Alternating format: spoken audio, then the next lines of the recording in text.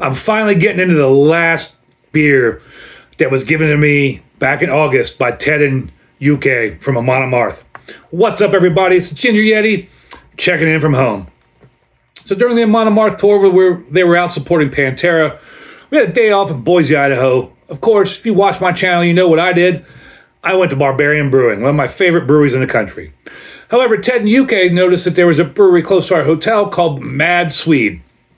And since they are Swedish, they went and checked it out. And while they were there, they were kind enough to pick me up a mixed 4-pack. And this is the last one that they gave me. I was hoping to get to them while they were fresh, while I was on tour, but that just didn't happen. Things get in the way. Then I got home, had to go to Louder Life, turned around right after that, and went to hit a bunch of breweries in Ohio, and then went to a beer fest. So now I'm finally getting into this beer. Hopefully it's still good. Since it's from a brewery, they probably canned themselves. There's no date on it. But this is the Skullbanger. It's a double India Pale Ale from Mad Swede Brewing Company. And there is a picture of a airplane on the can. Which, what the hell does that have to do with a brewery called Mad Swede or Skullbanger? Because their beers generally seem to be all like Viking themed, Nordic themed, that kind of thing. Well, there's a big blurb on the back here, and it'll explain it to you. Hopefully I can read it all, because it is, although it is, once again, it's nice white writing on blue background, easy to see. It is pretty fine print with my old eyes. So let's give it a go. Admittedly, Vikings were notorious skullbangers in their day. If the Vikings had an A10, which I'm assuming is an A10 Warthog, the Vikings had an A10, we'd all be speaking Norse. With this double IPA, drenched with hops, we toast some modern-day skullbangers. Our neighbors at Goin Field, the 190th Fighter Squadron, Skullbangers. 124th Fighter Wing, Idaho Air National Guard. We hear you overhead frequently. Thanks for having our backs. Mad Swede Brewing Company opened in 2016 with the belief that great beer is a blend of art and science. Mad Swede is comprised of adventurous drinkers, brewers, dreamers, and thinkers who, like the Vikings themselves, dare to venture toward new and exciting territory. That's really, really impressive there. That they have a Air National Guard unit right by their brewery. They hear them fly over all the time. And it's amazing that the Fighter Squadron is called the Skullbangers. Just very, very cool. On the side of the can here, it also says Savor the Voyage. But I mean, that's just really neat that they did a beer kind of in dedication to the Air National Guard that's right by the brewery. And again, that's why there's that plane on the can. And I'm assuming that's like a kind of a drawing of an A10 Warthog. Really cool. Hope this is an amazing beer. The can says it is 9.4% alcohol. Untapped said that, so that's correct. On Untapped, it also said it's 124 IBUs. I do hope that's true. There's no IBUs listed on the can, but if they were able to concoct this beer to have 124 IBUs, since it's the 124th Fighter Wing, that would be really special and really, really cool.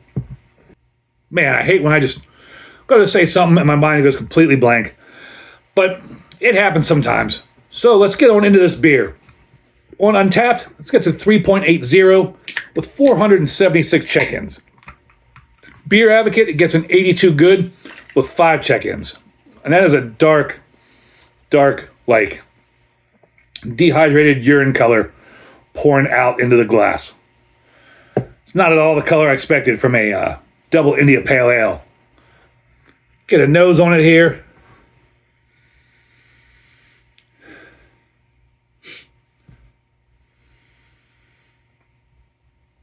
A little bit of maltiness, a little bit of hoppiness. This beer may be a little old. Again, they picked it up toward the middle of August. This is now October. And it had been in the fridge on the bus the whole time. But then I had to fly home with it. And I did some things before I flew home. So it wasn't in the fridge for a couple days. Went back in the fridge. Nobody cares. But it smells like there might be a little maltiness, so it might be a little age on it. But I am picking up a little bit of fruity hop. Just a very subtle citrus to nondescript fruitiness. Like I said, that's pretty fairly dark there. That's like, well, when it was pouring out, it looked like dehydrated urine, but that's a little darker now. It's like watered down Coca-Cola color, about a fingernail worth of almost khaki head. Let's take a drink of this. I hope it's still good. Sorry if it's not, Ted in the UK. Really appreciate you buying me these beers. Skull.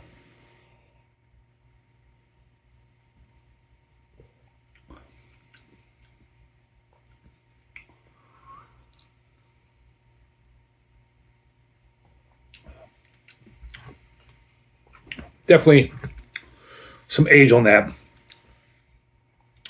9.4%. Do pick up a little booziness.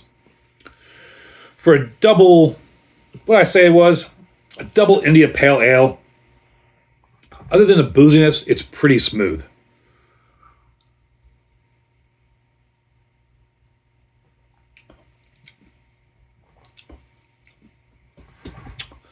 So it's pretty smooth, pretty mellow. The hops aren't very present anymore.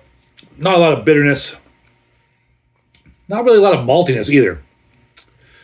A little bit of hop bitterness, a little bit of maltiness, kind of well balanced. There's also a little bit of that raisin kind of,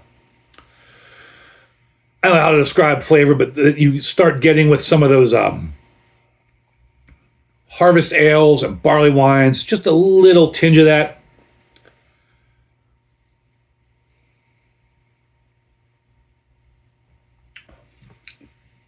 Should have drank this fresh.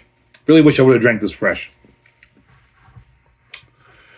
It is still very tasty though to me. I can't believe I'm saying that because that kind of raisiny, barley winey kind of flavor that I'm picking up hints of. It's something I generally don't like. But this isn't over the top hops. This is over the top malts, but I'm guessing it's aged. And even though it's canned at the brewery, I don't know if they're just canning it off the draft or if they have to actually have a canning line. But it tastes good to me. I would really love to try this fresh because I think it would be a really excellent beer fresh. But as it is, I'm going to give it a horns up. Still a tasty beer. Look forward to finishing this beer.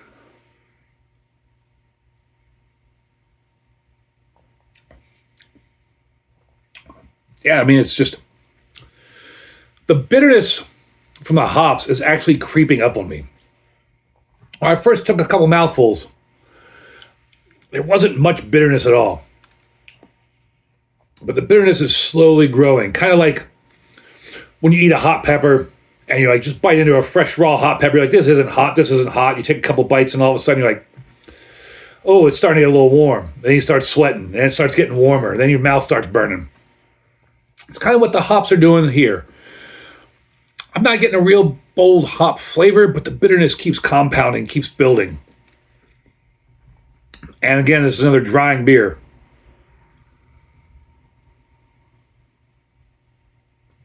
You do know, with this medium body,